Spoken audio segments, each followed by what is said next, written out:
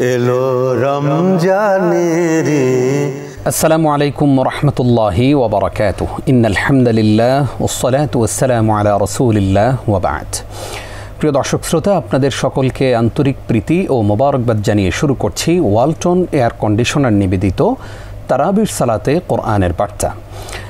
আজকে আমরা মাহে রমজানের প্রথম দিন অর্থাৎ প্রথম সিয়াম শেষ করলাম আলহামদুলিল্লাহ। কিছুক্ষণ পরেই আমরা দ্বিতীয় তারাবিতে চলে যাব ইনশাআল্লাহ। আর আজকে তারাবিতে সূরা বাকারার শেষ অংশ অর্থাৎ সূরা বাকারা শেষ করে সূরা আলী ইমরান তেলাওয়াত করবেন আমাদের হাফেজ সাহেবগণ। আজকের তারাবিতে সূরা আলী ইমরানে এবং সেই সাথে বাকারার শেষ অংশেই বা কী রয়েছে, কোন আদেশ এসেছে, কোন সুসংবাদ দুঃসংবাদ কিংবা কোনো দোয়া রয়েছে কিনা, সেই সাথে কি শিক্ষা আছে আজকের আয়োজনে, সেই বিষয় নিয়ে আলোচনা করবার জন্য স্টুডিওতে এসেছেন বাংলাদেশের খ্যাতিমান স্কলার আস-সুন্নাহ ফাউন্ডেশনের সম্মানিত চেয়ারম্যান শেখ আহমদুল্লাহ। আসসালামু আলাইকুম ওয়া রাহমাতুল্লাহি ওয়া বারাকাতুহু। ওয়া আলাইকুম আসসালাম ওয়া রাহমাতুল্লাহি ওয়া বারাকাতুহু। উস্তাদ, আপনি কেমন আছেন? আল্লাহ মেহরবানি, আলহামদুলিল্লাহ। আপনাকে আমাদের এই আয়োজনে স্বাগত জানাচ্ছি। ধন্যবাদ আপনাকে। প্রিয় দর্শক, দেরি না করে চলুন তারাবির পূর্বে তারাবির সালাতে কোরআনের বার্তায় আয়োজনটা আমরা শুরু করি।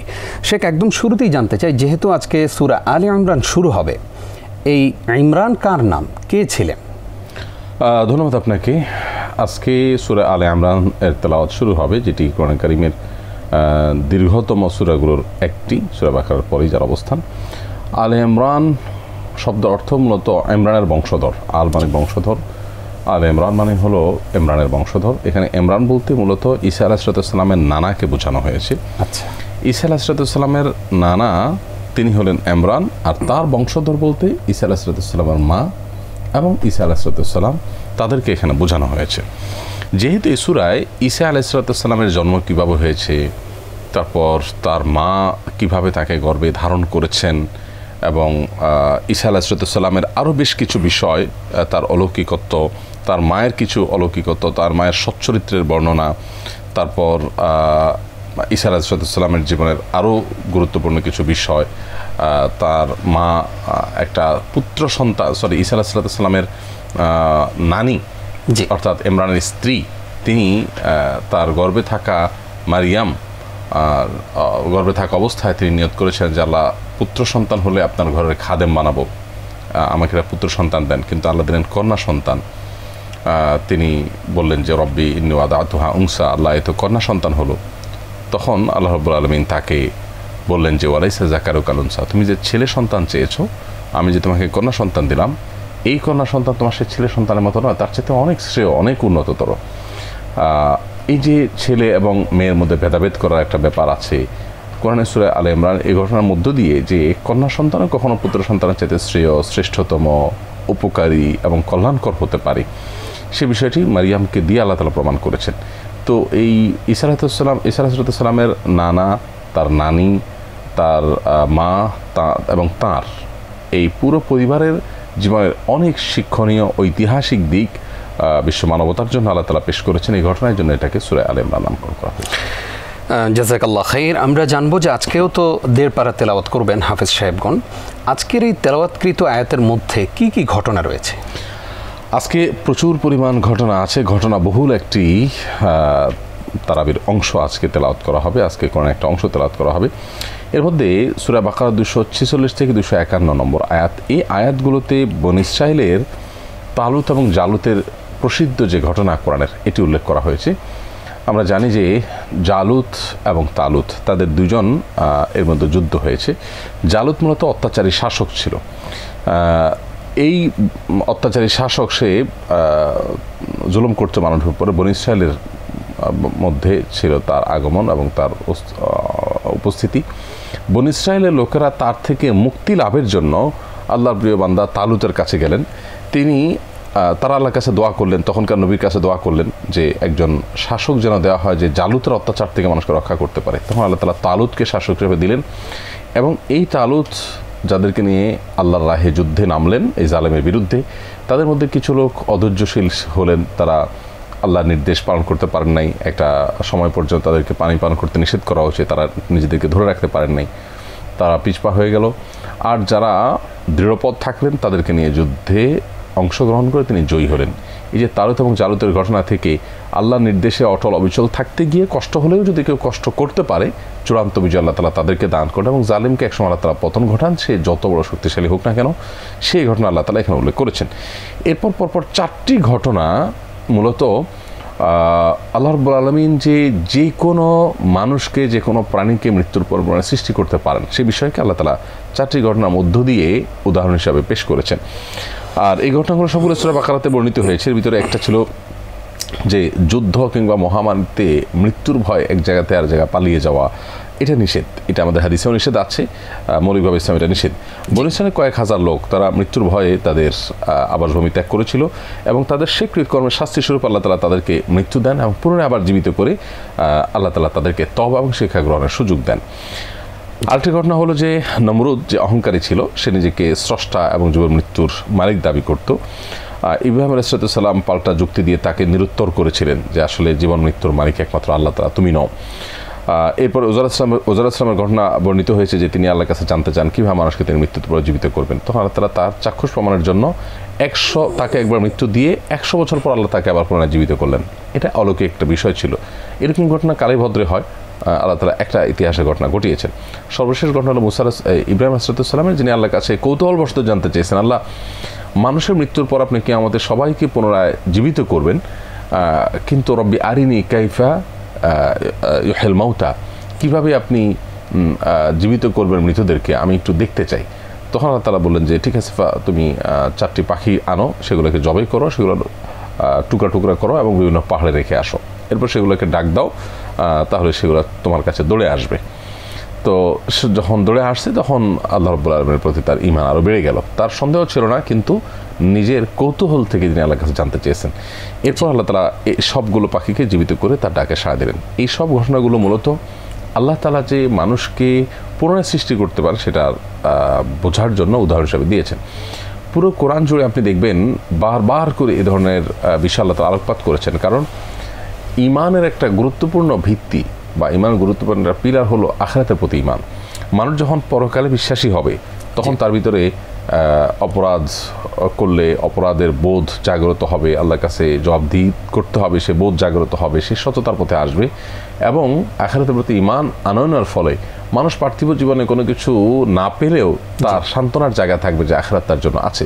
আরও অনেক দিক আছে, মানবতার পার্থিব কল্যাণের জন্যই তার আখিরাতের প্রতি বিশ্বাসটা জরুরি।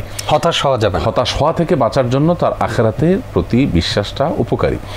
কারণ হলো আখিরাতের প্রতি যখন কেউ বিশ্বাসী হবে তখন তার সে হতাশ হওয়ার সুযোগই থাকবে না। তো এই যে ব্যাপার, আল্লাহ রাব্বুল আলামিন এখানে কোরআনে বারবার করে এই জিনিসটাকে আলোকপাত করেছেন যে কীভাবে আল্লাহ পুনরায় সৃষ্টি করবেন। এর সবচেয়ে কমন যে সায়েন্স কোরআন উল্লেখ করা হয়েছে সেটা হলো আল্লাহ বুঝিয়েছেন বিভিন্ন জায়গায়, বলেছেন বিভিন্ন জায়গায় যে দেখো যে আল্লাহ তোমাদেরকে শূন্য থেকে সৃষ্টি করেছেন, তোমরা ছিলে না, সেখানে তোমরা যখন মাটির সাথে মিশে যাবে সেখান থেকে পুনরায় তোমাদেরকে সৃষ্টি করা আল্লাহর জন্য কোনো ব্যাপারই না। এগুলো মোটামুটি ঘটনাগুলোর সারসংক্ষেপ।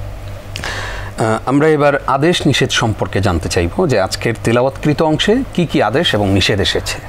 পুরো কোরআনে আসলে আল্লাহ তাআলা বহু আদেশ এবং নিষেধ আমাদেরকে দিয়েছেন। দুর্ভাগ্য আমাদের যে আমাদের মুসলিম সমাজে কোরআন 10, 20, 30 খতম দেওয়া মানুষও আছেন যারা আসলে পুরো কোরআনে আল্লাহ তাআলার দেওয়া 5টা আদেশ 5টা নিষেধের কথা বলতে পারবেন না। অথচ আজকের তারাবির কথাই শুধু আমরা যদি বলি, তো আজকে দ্বিতীয় রোজার যে তারাবি, এই তারাবিতে আদেশের সব মিলিয়ে প্রায় 20-30টা আদেশ নিষেধ আছে। প্রথম রোজার থেকেই আমরা আসতে পারবো। জি জি। তো এই দ্বিতীয় তারাবিতে আমরা যে এটা আপনার আদেশগুলো পাচ্ছি, এর মধ্যে একটা হলো ইসলামে পরিপূর্ণভাবে প্রবেশ হতে বলেছেন। আমরা অনেকে আছি মুসলমান ধরিবাস নাচুই পানি টাইপের, আমাদেরকে আল্লাহ তাআলা বলেছেন উদখুলু ফিস-সিলমি কাফা, তোমরা ইসলামে পরিপূর্ণভাবে প্রবেশ করো। আখলাক, লেনদেন, আচার আচরণ, বান্দার হক সব ক্ষেত্রে মুসলমান হতে বলেছেন। ঋতুবর্তী অবস্থায় স্ত্রী সহবাস করতে নিষেধ করা হয়েছে, আল্লাহকে ভয় করতে বলা হয়েছে, আল্লাহর অনুগ্রহের কথা স্মরণ করার নির্দেশ রয়েছে, সালাত সমূহের প্রতি যত্নশীল হওয়া, বিশেষ করে আসরের সালাতুল উস্তা যেটাকে বলা হয়েছে সেটা সম্পর্কে আল্লাহ তাআলা বলেছেন হাফিজু আলাস সালাত ওয়া সালাতুল উস্তা, এখানে আসরের সালাতকে মিন করা হচ্ছে, বিশেষভাবে এই নামাজের প্রতি মনোযোগী হওয়া, আল্লাহর সামনে বিনয়ের সাথে দাঁড়ানো, অর্থাৎ সালাতে বিনয়ী হওয়া, আল্লাহর রাস্তায় যুদ্ধ করা, আল্লাহর জন্য ব্যয় করা, আল্লাহর পথে উৎকৃষ্ট বস্তু দান করা, অর্থাৎ দান করব ছেঁড়া টাকা খারাপ জিনিস নয়, সবচেয়ে ভালোটা দান করতে হবে সে নির্দেশ করা হয়েছে। আল্লাহর জন্য ব্যয় করতে বলা হয়েছে, অন্য পার্থিব কোনো উদ্দেশ্য নয়। আল্লাহর পথে উৎকৃষ্ট বস্তু দান করা, সুদভিত্তিক লেনদেন পরিহার করা পরিষ্কারভাবে, এবং কোরআনের গুরুত্বপূর্ণ একটি নির্দেশ এটি। সেদিনকে ভয় করতে বলা হয়েছে যেদিন আল্লাহকে সবাইকে ফিরে যেতে হবে, সবার কর্মফল বুঝিয়ে দেওয়া হবে। সেদিনটাকে ভয় করে যদি মানুষ চলে সবসময়, তখন সে নিজেই সেলফ মোটিভেটেড হবে যে আমি আল্লাহর কাছে জবাবদিহি করতে হবে, সো আমি সেই হিসাবে চলবো। ঋণ আদান প্রদানের সময় লিখে নিতে বলা হয়েছে, দুজন সাক্ষী রাখতে বলা হয়েছে। পৃথিবীর ইতিহাসে এটা সর্বপ্রথম মানব জাতিকে আপনার আল্লাহ তাআলা নির্দেশ করেছেন, এবং মানব জাতির এটি প্রথম ঘটনা যে তারা লেনদেন যে লিখে রাখতে হয় এই পদ্ধতি তারা শিখেছে কোরআন থেকে। আল্লাহ তাআলা শিখিয়েছেন যে লেনদেন করলে লিখে রাখবে, তাহলে সেক্ষেত্রে পরে আর ঝামেলা তৈরি হবে না। আল্লাহ এবং তার রাসূল আনুগত্য করতে নির্দেশ করা হয়েছে, আল্লাহকে অধিক স্মরণ করতে এবং সকাল সন্ধ্যায় তার মহিমা ঘোষণা করতে বলা হয়েছে। আল্লাহর ইবাদত করার জন্য আমাদেরকে আল্লাহ নির্দেশ করেছেন। নিষেধগুলোর ভিতরে শয়তানের পদাঙ্ক যেন অনুসরণ আমরা না করি, পদাঙ্ক অনুসরণ করতে নিষেধ করা হয়েছে। মুশরিকদের সাথে বিবাহ বন্ধনে আবদ্ধ করতে নিষেধ করা হয়েছে। আল্লাহ কর্তৃক নির্ধারিত সীমা, আল্লাহ যেগুলো নিষেধ করেছেন সেগুলোকে অতিক্রম করতে নিষেধ করা হয়েছে। আল্লাহর আয়াতকে তামাশা বস্তু যেন না বানায়, এবং জুলুমের উদ্দেশ্যে কাউকে স্ত্রী হিসাবে আটকে রাখা, এটা জাহেলি যুগের একটা প্রথা ছিল যে কাউকে স্ত্রী হিসাবে তিনি মর্যাদাও দিবেন না, হকও দিবেন না, আবার তাকে তালাকও দিবেন না, আটকে রাখতেন জুলুমের উদ্দেশ্যে। সেটা আল্লাহ তাআলা নিষেধ করেছেন। খোঁটা এবং কষ্ট দিয়ে দানকে বরবাদ করতে নিষেধ করেছেন। দান করলাম, কারোর উপকার করলাম, করে তাকে খোঁটা দিলাম, এবং তাকে বারবার বললাম বলে কষ্ট দিলাম, এটা নিষেধ করা হয়েছে। আল্লাহর পথে ব্যয়ের সময় খারাপ জিনিস যেন না দেই সেটা নিষেধ করা হয়েছে। সাক্ষ্য গোপন করতে নিষেধ করা হয়েছে। প্রায় সময় আমরা জানি কিন্তু আমি বলতে চাই না, ঝামেলা এড়াতে চাই, আত্মরক্ষা করতে চাই, এটা যেন না হয়। যেটা জানিটা বলতে হবে। কাফেরদেরকে বন্ধু হিসাবে গ্রহণ করতে আল্লাহ তাআলা নিষেধ করেছেন। এগুলো মোটামুটি আদেশ নিষেধগুলো। আজকের তেলাওয়াতকৃত অংশে কি কোনো বিধিবিধান রয়েছে? প্রচুর পরিমাণ বিধিবিধান আছে। আমরা খুবই সংক্ষিপ্ত আকারে যদি বলি, আল্লাহর রাহে যুদ্ধ করা ফরজ করা হয়েছে। ইলার বিধিবিধান নাজিল হয়েছে। ইলা হলো কোনো ব্যক্তি, কোনো পুরুষ যদি বলে যে আমার স্ত্রীর কাছে শপথ করে যদি বলে আল্লাহর কসম আমি স্ত্রীর সাথে সাক্ষাৎ করবো না, স্ত্রী সবাস করবো না, এরকম যদি শপথ করে এটাকে ইলা বলা হয়। এটা বিধিবিধান বলা হয়েছে যেটা করলে কি হবে, বিচ্ছেদ হবে না কি হবে না। তালাকের বিস্তারিত বিধিবিধান আলোকপাত করা হয়েছে, বিশেষ করে সূরা বাকারা 227 থেকে 32 নম্বর আয়াতে। দুগ্ধপোষ্য শিশুকে সর্বোচ্চ 2 বছর পর্যন্ত দুধ পান করানো বিধেয়, সে বিষয়ে আল্লাহ তাআলা সে বিধান দিয়েছেন। গর্ভবতী না হলে স্বামীর মৃত্যুতে স্ত্রীর ইদ্যত হলো 4 মাস 10 দিন, আর গর্ভবতী হলো আপনার খালাস হওয়া, সন্তান প্রসব হওয়া পর্যন্ত ইদ্যত সেটি উল্লেখ করা হয়েছে। অর্থাৎ স্বামী মারা যাওয়ার পর স্ত্রী ইদ্যত পালন করবেন, শোক পালন করবেন 4 মাস 10 দিন, এর মধ্যে তিনি বিবাহ বন্ধনে আবদ্ধ হবেন না, বিশেষ সাজগোজ করবেন না ইত্যাদি। সম্পদ ব্যয়ের ক্ষেত্রে সবচেয়ে উপযুক্ত খাত হলো নিজের পিতামাতা, নিকটাত্মীয়, এতিম মিসকিন এবং মুসাফির ব্যক্তি, এটা উল্লেখ করা হয়েছে। আমরা দান করলে অনেক সময় দেখা যায় প্রায়োরিটি বুঝি না। কোরআনে আল্লাহ তাআলা সেটা বলেছেন যে আমরা দান করব বাবা মার জন্য, নিকটাত্মীয় স্বামী সন্তান স্ত্রী তাদের জন্য, এবং এতিম মিসকিন মুসাফির ব্যক্তি তাদের জন্য। আমরা অনেক সময় দেখা যায় দূরের লোককে দেই, বা যে প্রায়োরিটি পর্বযুক্ত না তাকে দেই, কিন্তু প্রায়োরিটি লোক পাওয়া লোক বাদ যায়। ঋণের জামানত হিসাবে বন্ধক নেওয়ার বিধান দেওয়া হয়েছে, যে বন্ধক রেখে ঋণ নেওয়া যেতে পারে, যাতে করে যিনি ঋণ দিয়েছেন তিনি ক্ষতিগ্রস্ত না হন। আল্লাহ ব্যবসাকে হালাল করেছেন, সুদকে হারাম করেছেন। আল্লাহুল বাই'a ওয়া হারামার রিবা, এটি সূরা বাকারা 265 নম্বর আয়াত। সেটি আজকে তারাবিতে তেলাওয়াত করা হবে ইনশাআল্লাহ। সুদ থেকে ফিরে না আসাকে আল্লাহ এবং তার রাসূলের সঙ্গে যুদ্ধের সমতুল্য বলে গণ্য করা হয়েছে সূরা বাকারা 275 থেকে 279 নম্বর আয়াতে। অতএব সুদের বিধিবিধানও কিছুটা আলোকপাত হয়েছে আজকের তারাবিতে। জাযাকাল্লাহ খাইর। উস্তাদ, আমাদের আরও কিছু প্রশ্ন আছে, সেই প্রশ্নগুলো নিয়ে ফিরবো ইনশাআল্লাহ ছোট্ট একটি বিরতির পর ইনশাআল্লাহ। প্রিয় দর্শক, আপনারা দেখছেন সালাতুত তারাবির পূর্বে আপনাদের জন্যই সাজানো গুরুত্বপূর্ণ আয়োজন ওয়ালটন এয়ার কন্ডিশনার নিবেদিত তারাবির সালাতে কোরআনের বার্তা। অনুষ্ঠানের এ পর্যায়ে ছোট্ট একটি বিরতি নিচ্ছি, আমাদের সঙ্গেই থাকুন। প্রিয় দর্শক, আপনাদেরকে আরও একবার স্বাগত জানিয়ে শুরু করছি ওয়ালটন এয়ার কন্ডিশনার নিবেদিত তারাবির সালাতে কোরআনের বার্তা। আমরা অনেকগুলো পয়েন্ট নিয়ে আজকে আলোচনা করছিলাম। চলুন প্রিয় দর্শক, আলোচনার বাকি অংশ শুরু করি। আজকের তারাবিতে আমাদের জন্য কোনো সুসংবাদ রয়েছে কি? প্রচুর পরিমাণ সুসংবাদ দুঃসংবাদের ইস্যু আছে, বাট আমার মনে হয় আজকে তারাবিতে আমাদের অনেকগুলো আলোচনার বিষয়, কারণ 1.5 পারা তারাবি এবং অনেকগুলো ইস্যু আছে।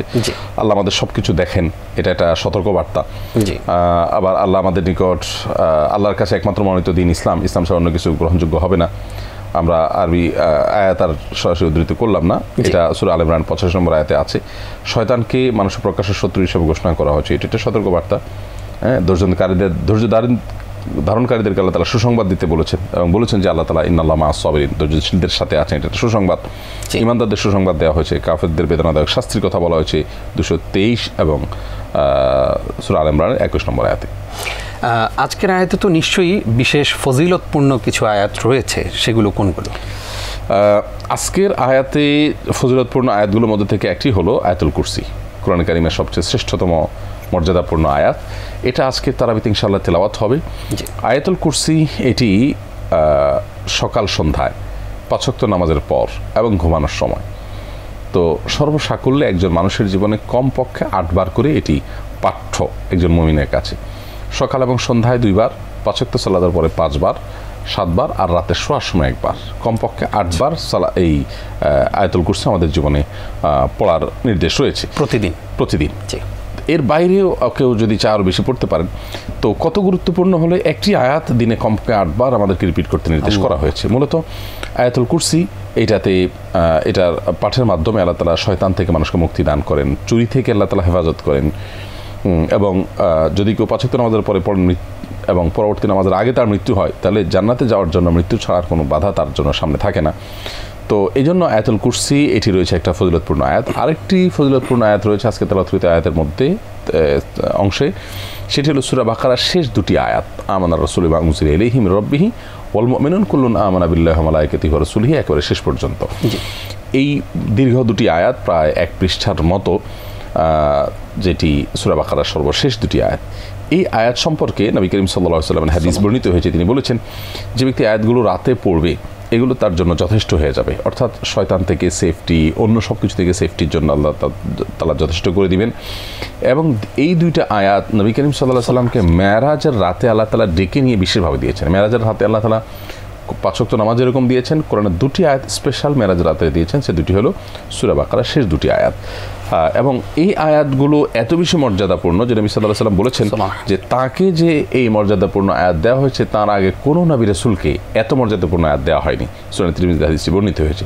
তো এই জন্য এই 2টি মর্যাদাপূর্ণ আয়াত বিশেষভাবে, সব আয়াতই মর্যাদাপূর্ণ, স্পেশাল মর্যাদাপূর্ণ হলো সূরা বাকারার এই যে একটি আয়াত আয়াতুল কুরসি, যেটা সূরা বাকারার 255 নম্বর আয়াত, আর 285 থেকে 86 অর্থাৎ সূরা বাকারার শেষ 2টি আয়াত। এই দুটি বিশেষ ফজিলতপূর্ণ আয়াত আজকে তেলাওয়াতকৃত আয়াতের মধ্যে। আজকের তেলাওয়াতকৃত আয়াতে আমরা এবার কোনো দোয়া আছে কিনা আমাদের জন্য? অনেকগুলো দোয়া আজকে আছে। আমরা 4-5টা দোয়ার কথা জানি। এর ভিতরে একটা হলো সূরা বাকারার 250 নম্বর আয়াত আজকে তেলাওয়াত করা হবে ইনশাআল্লাহ। সেখানে যে আয়াতটি রয়েছে সেটা হলো রব্বানা আফরিগ আলাইনা সবরা ওয়া সাব্বিত আকদামানা ওয়ানসুরনা আলাল কওমিল কাফিরিন, যার অর্থ হলো হে আল্লাহ আপনি আমাদের ধৈর্য ঢেলে দেন, মানে খুব ভালো করে আমাদের মধ্যে ধৈর্যকে হৃদয়ঙ্গম করে দেন, সেট করে দেন আমাদের ভেতরে। ওয়া সাব্বিত আকদামানা, আমাদের পদকে, আমাদের পাকে দৃঢ় করে দিন, আমরা যেন যে কোনো অবস্থানে শক্তভাবে দাঁড়াতে পারি। ওয়ানসুরনা আলাল কওমিল কাফিরিন, এবং অবিশ্বাসীরা, আপনার প্রতি অবিশ্বাসী কাফির যারা, তাদের বিরুদ্ধে আমাদেরকে আপনি সাহায্য করুন। আরেকটি আয়াত রয়েছে সূরা বাকারার 286 নম্বর আয়াত, সেটি হলো রব্বানা লা তুআখিরনা ইন নাসিনা আও আখতানা রব্বানা ওয়া লা তাহমিল আলাইনা ইসরান কামা হামালতাহু আলাল লাযিনা মিন ক্বাবলিনা রব্বানা ওয়া লা তুহাম্মিলনা মা লা তাকাতা লানা বিহি ওয়াফু আন্না ওয়াগফির লানা ওয়ারহামনা আনতা মাওলানা ফানসুরনা আলাল কওমিল কাফিরিন। চমৎকার একটি অর্থবহ দোয়া। এই জন্য এই দোয়ার কারণেই এই আয়াতের মর্যাদা এত বেশি, সূরা বাকারার শেষ আয়াত। এখানে আল্লাহ তাআলা আমাদেরকে যে দোয়া শিখিয়েছেন তার অর্থ হলো, হে রব, আমি যদি ভুল করি অথবা ভুলে যাই তাহলে আপনি পাকড়াও করবেন না। হে রব, আপনি আমাদের উপরে সে বোঝা চাপিয়ে দিবেন না যেটা পূর্ববর্তীদেরকে কখনো কখনো কোনো নির্দেশ দিয়েছেন যেটা তারা পারে নাই, এরকম কোনো কিছু আমাদের চাপিয়ে দিবেন না। হে রব, আমাদের যে বিষয়ে শক্তি নেই সে বিষয়ে আপনি আমাদের চাপিয়ে দিবেন না বা দায়িত্ব দিবেন না। হে আমাদের রব, আপনি আমাদেরকে মাফ করুন, আমাদেরকে ক্ষমা করুন, আমাদের প্রতি রহম করুন, আপনি আমাদের অভিভাবক এবং কাফিরদের উপর আপনি আমাদেরকে সাহায্য করুন। সূরা আল ইমরান 8 নম্বর আয়াত রয়েছে গুরুত্বপূর্ণ একটা আয়াত। বিশেষ করে আমরা অনেকে হেদায়েত থেকে বিচ্যুত হয়ে যাই, ঈমান আমল আছে, আবার হঠাৎ করে মনটা অন্যদিক ঘুরে যায়। এই অবস্থায় ঈমানের উপর অটল থাকবার জন্য, আমি যেন এই ফিতনার সময় টিকে থাকতে পারি, তার জন্য একটা দোয়া সূরা আল ইমরানের 8 নম্বর আয়াত, 3 নম্বর সূরা 8 নম্বর আয়াত, রব্বানা লা তুযিগ কুলুবানা বা'দা ইয হাদাইতানা ওয়া হাব লানা মিন লাদুনকা রাহমা ইন্নাকা আনতাল ওয়াহ্হাব, যার অর্থ হলো হে আমাদের রব, আমাদেরকে হেদায়েত দেওয়ার পর অন্তরকে আপনি আর বক্র করে দিবেন না, বিভ্রান্ত করে দিবেন না, এবং আপনার পক্ষ থেকে আপনি রহমত দান করুন, আপনি সর্বোচ্চ দাতা এবং দানশীল। সর্বশেষ যে দোয়া রয়েছে সেটি হলো সূরা আল ইমরানের 16 নম্বর আয়াত, 3 নম্বর সূরা 16 নম্বর আয়াত, রব্বানা ইন্নানা আমান্না ফাগফির লানা যুনুবানা ওয়া কিনা আযাবান নার। হে আমাদের রব, আমরা নিশ্চয়ই ঈমান এনেছি, আপনি আমাদেরকে মাফ করুন গুনাহগুলো এবং আমাদেরকে জাহান্নামের আগুন থেকে রক্ষা করুন। তো এই হলো মোটামুটি আজকের তেলাওয়াতকৃত আয়াতের মধ্যে দোয়া। 4টি জায়গায় 4টি স্পেশাল দোয়া রয়েছে। আজকের 1.5 পারা তেলাওয়াত করবেন আমাদের হাফেজ সাহেবরা। তো সেখানে আল্লাহর প্রিয় অপ্রিয় বিষয়গুলো নিয়ে, অর্থাৎ আল্লাহ তাআলা পছন্দ করেন অথবা পছন্দ করেন না, এই ধরনের কোনো বিষয় কি আছে? হ্যাঁ, কোরআন কারীমের পুরো কোরআন জুড়ে আসলে এরকম বিষয় রয়েছে বিভিন্ন জায়গায়। আল্লাহ সুবহানাহু ওয়া তাআলা কাদেরকে পছন্দ করেন, কোন কাজ পছন্দ করেন, কোন চরিত্র, কোন গুণাবলী পছন্দ করেন, সেগুলো আল্লাহ তাআলা বিভিন্ন জায়গায় কোরআন জুড়ে আলোচনা করেছেন। আবার কোথাও কোথাও আল্লাহ সুবহানাহু ওয়া তাআলা তার অপছন্দের তালিকা বলেছেন, যে আল্লাহ তাআলা এই শ্রেণীর মানুষকে বা এই বৈশিষ্ট্যের মানুষকে আল্লাহ পছন্দ করেন, বা এই কাজটাকে, এই চরিত্রটাকে আল্লাহ পছন্দ করেন। একজন ইমানদার তিনি যদি আল্লাহর প্রিয় পাত্র হতে হয়, তাহলে তাকে অবশ্যই আল্লাহর পছন্দ অপছন্দের, আল্লাহর প্রিয় অপ্রিয়র তালিকা তাকে জানতে হবে। আমরা আমাদের প্রিয়জনদের পছন্দ অপছন্দ জানি। আমি আমার ছেলে মেয়ে, আমার স্ত্রী, আমার পরিবারের সদস্যরা কে কী পছন্দ করে আমি কিন্তু জানি। এটা তাদের প্রতি আমার ভালোবাসার প্রমাণ। ঠিক একইভাবে আমার আল্লাহ তিনি কি ভালোবাসেন, কি পছন্দ করেন, সেটা আমাকে জানতে হবে। সেই জায়গা থেকে আমরা আজকে তেলাওয়াতকৃত আয়াতগুলো, যেগুলো আজকে তারাবিতে তেলাওয়াত করা হবে, সেগুলোতে আমরা সূরা বাকারার 222 নম্বর আয়াত, সেখানে আমরা এরকম একটা জিনিস পাই। আল্লাহ সুবহানাহু ওয়া তাআলা বলেছেন, ইন্নাল্লাহা ইউহিব্বুত তাওয়াবিন ওয়া ইউহিব্বুল মুতাতাহহিরিন। আল্লাহ তাআলা তওবাকারীদেরকে পছন্দ করেন, যারা বারবার তওবা করে, কখনো তওবা করতে কার্পণ্য করে না, ভুল হয়ে গেলে সাথে সাথে লজ্জিত অনুতপ্ত হয় এবং আল্লাহর কাছে ক্ষমা প্রার্থনা করে, এবং পবিত্রতা অর্জন করার সময় উত্তম রূপে পবিত্রতা অর্জন করে। এই শ্রেণীর মানুষকে আল্লাহ তাআলা পছন্দ করেন। এরপরে সূরা আলে ইমরানের 3 নম্বর সূরার 76 নম্বর আয়াতে আল্লাহ সুবহানাহু ওয়া তাআলা মুত্তাকিদেরকে ভালোবাসার কথা বলেছেন, ইন্নাল্লাহা ইউহিব্বুল মুত্তাকিন। আল্লাহ তাআলা পুরো কোরআন জুড়ে মুত্তাকিদেরকে ভালোবাসার কথা বলেছেন, ইন্নাহু ইউহিব্বুল মুত্তাকিন। আল্লাহ তাআলা মুত্তাকিদেরকে ভালোবাসেন। এরপর সূরা আলে ইমরানের 32 নম্বর আয়াত এবং 57 নম্বর আয়াত, 2 জায়গায় আল্লাহ তাআলা বলেছেন তিনি কাফির এবং জালিমদেরকে ভালোবাসেন না। এটা হলো অপছন্দের তালিকা। যারা অবিশ্বাসী, যারা জুলুম করে মানুষের প্রতি, এই শ্রেণীর মানুষকে আল্লাহ তাআলা পছন্দ করেন না। অতএব আমরা কারোর প্রতি যেন জুলুম না করি, আর যা হোক আমার দ্বারা কারোর প্রতি যেন জুলুম না হয়। 205 নম্বর আয়াত সূরা বাকারার 2 নম্বর সূরার 205 নম্বর আয়াত, সেখানে আল্লাহ তাআলা বলেছেন তিনি দাঙ্গা হাঙ্গামা পছন্দ করেন না। তার মানে শান্তিপ্রিয় মানুষদেরকে আল্লাহ ভালোবাসেন। অশান্তি, অস্থিতিশীলতা সৃষ্টিকারী, দম্ভ ভরে পৃথিবীতে বিচরণকারী এবং নিজেদের দাপট জাহির করার জন্য মানুষ বিভিন্ন সময় যে দাঙ্গা হাঙ্গামা সৃষ্টি করে, এগুলোকে আল্লাহ তাআলা পছন্দ করেন না। অতএব পছন্দ অপছন্দের তালিকাও আমরা দেখলাম যে আজকের তারাবিতে বেশ কয়েকটা রয়েছে। জাযাকাল্লাহ খাইর। শেখ, আমরা অনুষ্ঠান শেষ করব আজকের শিক্ষা নিয়ে, অর্থাৎ আজকে এই তেলাওয়াতকৃত আয়াতগুলোর মধ্যে কি কি শিক্ষা রয়েছে আমাদের জন্য? ধন্যবাদ। পুরো কোরআনই তো আসলে শিক্ষার জন্য, এবং কোরআনের প্রতিটা অংশই তো শিক্ষা দেয় আমাদেরকে। এর ভিতরে আমরা সুনির্দিষ্ট কিছু শিক্ষা যদি তুলে আনতে চাই আজকে তারাবি থেকে, তাহলে বলবো সূরা আলে ইমরান 3 নম্বর সূরার 31 নম্বর আয়াতে আমাদেরকে একটি শিক্ষা দেওয়া হচ্ছে। সেটা হলো যে আমরা যদি কেউ আল্লাহকে ভালোবাসার দাবি করি, তাহলে রাসূলকে অনুসরণ করতে হবে। কুল ইন কুনতুম তুহিব্বুনাল্লাহ ফাত্তাবিউনি। আল্লাহ বলেছেন যে হে রাসূল, আপনি বলে দিন তোমরা যদি আল্লাহকে ভালোবাসো, এটা দাবি করো, তাহলে প্রমাণ করতে হবে কি দিয়ে? রাসূলের আনুগত্যের মধ্য দিয়ে। সমাজে একটা শ্রেণী মানুষ বের হয়েছে যারা হাদিসকে অস্বীকার করে, তারা মনে করে যে কোরআনই যথেষ্ট। তারা যেন একটা দেখে নেয় যে সূরা আলে ইমরান 31 নম্বর আয়াতে আল্লাহ বলছেন যে আমাকে ভালোবাসলে, আল্লাহ বলছেন তার কথা যে তাকে ভালোবাসলেই তার রাসূলকে আনুগত্য করতে হবে। এখানে রাসূলকে আনুগত্য করতে হবে এটা আলাদা করে বললেন। তিনি বলতেন যে আমাকে ভালোবাসলে আমার নির্দেশ মানতে হবে, এটা না বলে বলতেন রাসূলকে আনুগত্য করতে হবে। তার মানে রাসূলের আনুগত্যটা এটা আল্লাহর ভালোবাসার একটা প্রমাণ। বিদায় হাদিসকে কেউ অস্বীকার করলে, রাসূলের কথা কাজ এগুলো যদি না মানে, তাহলে সে আল্লাহকে ভালোবাসার দাবিতে সত্যবাদী হতে পারবে না। আমাদের সমাজে আরেক শ্রেণীর মানুষ আছে যারা বলে ভালোবাসার কোনো প্রমাণ লাগে না, আল্লাহ নবীর ভালোবাসায় যা খুশি তা করা যাবে। তো এই আয়াত থেকে বোঝা গেল যে না, ভালোবাসারও প্রমাণ দিতে হয়। আল্লাহ তাআলা বলেছেন যে আমাকে ভালোবাসতে তার প্রমাণ দিতে হবে আমার রাসূলের আনুগত্যের মধ্য দিয়ে। খেয়াল খুশি মতো কিছু করে তোমার যেভাবে খুশি ভালোবাসা জাহির করতে পারবে, আল্লাহ তাআলা বলেন নাই। অতএব আল্লাহ নবীর প্রতি ভালোবাসায় আমি যা খুশি তা করব, আমার খেয়াল খুশি মতো কোনো প্রমাণ তথ্য উপাত্ত ছাড়া, এর কোনো সুযোগ নেই। ঠিক একইভাবে সূরা বাকারার 133 নম্বর আয়াত এবং সূরা আলে ইমরানের 67 এবং 75 নম্বর আয়াত, এই দুইটা আয়াতে দুই ধরনের শিক্ষা রয়েছে। এর মধ্যে একটা হলো আল্লাহ নবী ইব্রাহিম আলাইহিস সালাম, ইসমাঈল আলাইহিস সালাম, ইসহাক, ইয়াকুব, মুসা, ঈসা এবং মুহাম্মদ সাল্লাল্লাহু আলাইহি ওয়াসাল্লাম সবার কথা উল্লেখ করে আল্লাহ তাআলা বলেছেন এদের সবার ধর্ম ছিল একত্ববাদের উপর প্রতিষ্ঠিত, শিরক থেকে মুক্ত থাকার উপর প্রতিষ্ঠিত।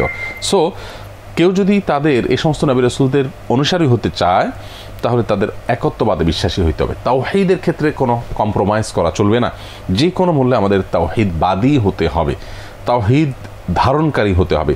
একত্ববাদের ক্ষেত্রে সমস্ত নবী রাসূলদের দাওয়াত ছিল কমন, সবাই দাওয়াত দিয়েছেন, সেটা আল্লাহ তাআলা উল্লেখ করেছেন।